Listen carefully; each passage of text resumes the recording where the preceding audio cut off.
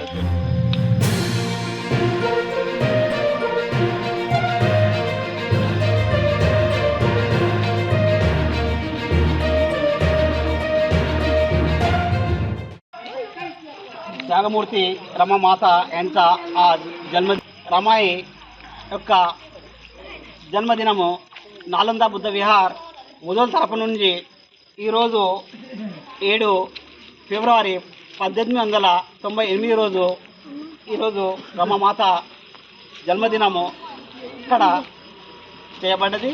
అందరూ మహిళలు మరియు పురుషులు అందరూ కలిసి ఈరోజు యశ్వంత్ నగర్ బుద్ధ విహార్ కమిటీ తరఫు నుంచి ఈరోజు ఈ కార్యక్రమం జరపబడ్డది. జై